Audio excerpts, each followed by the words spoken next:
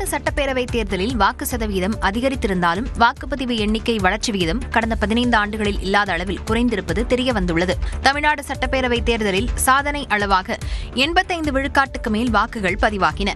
எனினும் முந்தைய தேர்தலை விட பதிவான வாக்குகளின் எண்ணிக்கை வளர்ச்சி விகிதம் கடந்த 15 ஆண்டுகளில் இல்லாத அளவில் மிக குறைவாக பதிவாகியுள்ளது.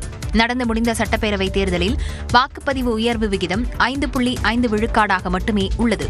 இது 2021 6.22 விழுக்காடாகவும் 2016 18.5 விழுக்காடாகவும் 2011 11.4 விழுக்காடாகவும் இருந்தது.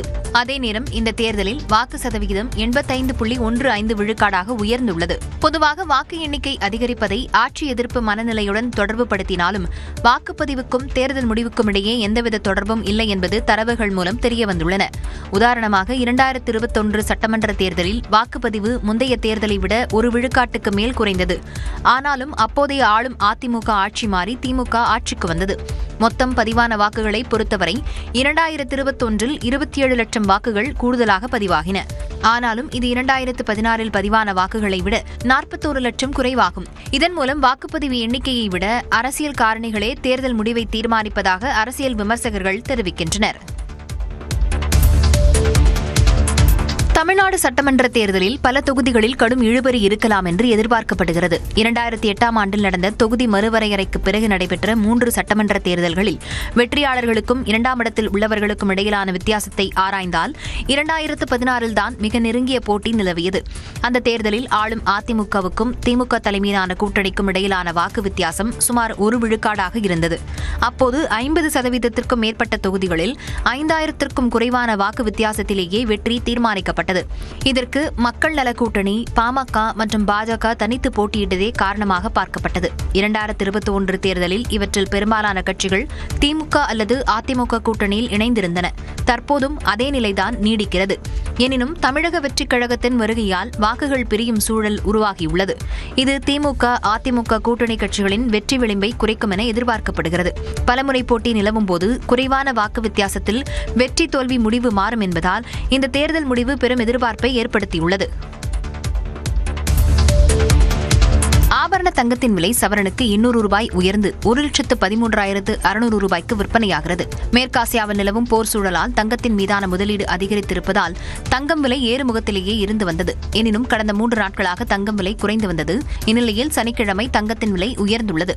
அதன்படி சென்னையில் 1 கிராம் ஆபரண தங்கத்தின் விலை 100 ரூபாய் உயர்ந்து 14,200 ரூபாய்க்கு விற்பனையாகிறது. சவரனுக்கு 800 ரூபாய் உயர்ந்து 1,13,600 ரூபாயாக நிர்ணயம் செய்யப்பட்டுள்ளது. வெள்ளி விலை ஒரே நாளில் கிராமுக்கு 5 ரூபாய் உயர்ந்து 270 ரூபாய்க்கும் 1 கிலோ கட்டி வெள்ளி 2,70,000 ரூபாய்க்கும் விற்பனை செய்யப்படுகிறது.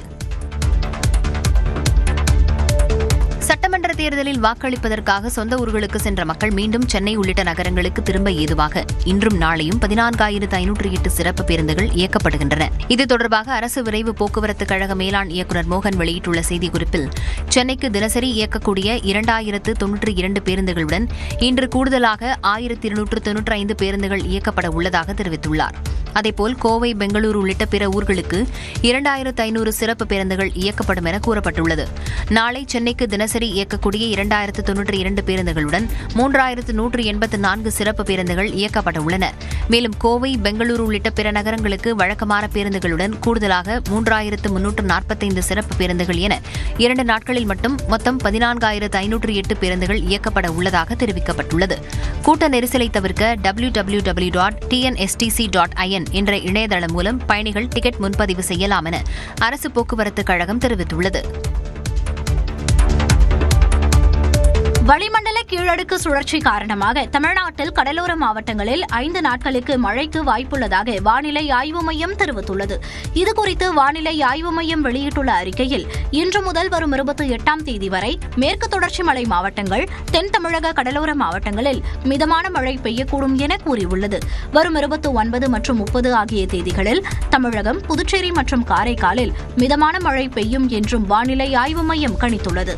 அதேவேளையில் தமிழ்நாட்டின் உள் மாவட்டங்களில் அதிகபட்ச வெப்பநிலை 3 டிகிரி செல்சியஸ் வரை அதிகமாக இருக்கக்கூடும் என்றும் அதிக வெப்பநிலையும் அதிக ஈரப்பதமும் இருப்பதால் கடலோர தமிழகத்தில் அசௌகரியம் ஏற்படலாம் எனவும் தெரிவித்துள்ளது. சென்னை மற்றும் புறநகர் பகுதிகளில் வானம் மேகமூட்டத்துடன் காணப்படும் என்றும் வானிலை ஆய்வு மையம் கூறியுள்ளது. ராசிபுரம் அருகே கள்ளத்துப்பாக்கியை துடைத்த போது தவறுதலாக சுட்டதில் பெண்ணின் கழுத்தில் குண்டு பாய்ந்து காயமடைந்திருக்கிறார். விவரங்களை செய்தியாளர் சுரேஷிடம் கேட்கலாம். சுரேஷ், இப்போ அந்த பெண்ணுக்கு சிகிச்சை அளிக்கப்படுகிறதா, என்ன விவரம்? வணக்கம் காயத்ரி. நாமக்கல் மாவட்டம் ராசிபுரம் அடுத்த பழந்தண்ணிப்பட்டி பகுதியைச் சேர்ந்தவர் கண்ணன், விவசாயி. இவரது மனைவி செல்வி. இவர்களுக்கு 17 வயதில் மகன் ஒருவன் இருக்கிறார்.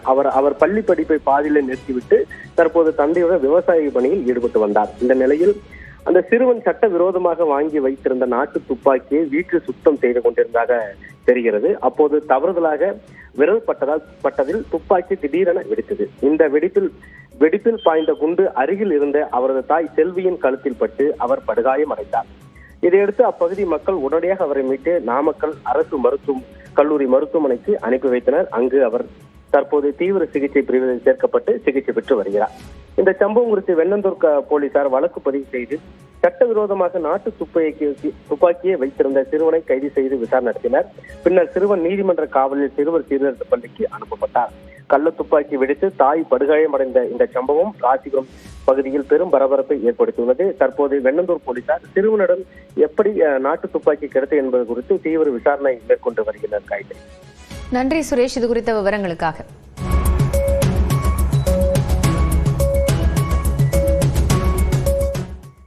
தொடர்ந்து 1 நிமிட செய்திகளை பார்க்கலாம்.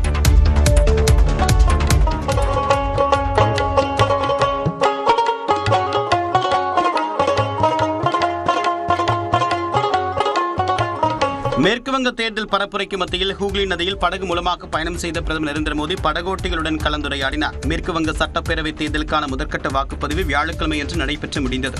இதையடுத்து 2ஆம் கட்ட தேர்தலுக்கான அனல் பறக்கக்கூடிய பரப்புரையில் அரசியல் தலைவர்கள் ஈடுபட்டுள்ளனர். அந்த வகையில் டம்டம் பகுதியில் நடைபெற்ற பொதுக்கூட்டத்தில் பங்கேற்று பேசிய பிரதமர் நரேந்திர மோடி மேற்குவங்க பெண்களின் கனவுகளை நசுக்க யாரையும் பாஜக அனுமதிக்காது என்றார்.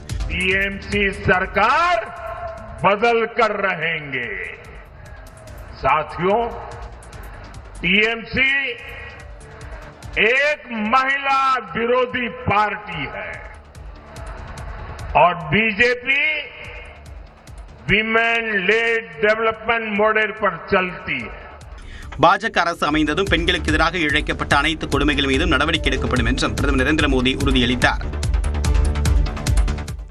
சட்டப்பேரவை தேர்தலுக்கான வாக்குப்பதிவு நிறைவடைந்த நிலையில் முதலமைச்சர் மு க ஸ்டாலின் கொடைக்கானலுக்கு புறப்பட்டுள்ளார்.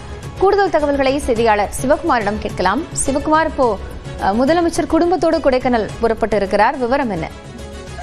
நிச்சயமாக காயத்ரி, அதாவது தமிழகம் முழுவதும் சட்டமன்ற தேர்தல் அறிவிக்கப்பட்டு கடந்த 1 மாதத்திற்கு மேலாக பிரச்சாரங்கள் அனல் பறக்கும் பிரச்சாரங்கள் நடைபெற்று நிறைவடைந்தது. கடந்த 23ஆம் தேதி தமிழகம் முழுவதும் சட்டமன்ற தேர்தல் வாக்குப்பதிவு நடைபெற்று முடிந்தது. இந்த நிலையில் கடந்த 1 மாதமாக பிரச்சாரத்தில் ஈடுபட்ட முதல்வர் மு க ஸ்டாலின் குடும்பத்துடன் 4 நாட்கள் ஓய்வு எடுப்பதற்காக சென்னையிலிருந்து தனி விமானம் மூலம் மதுரை விமான நிலையம் வந்தடைந்தார்.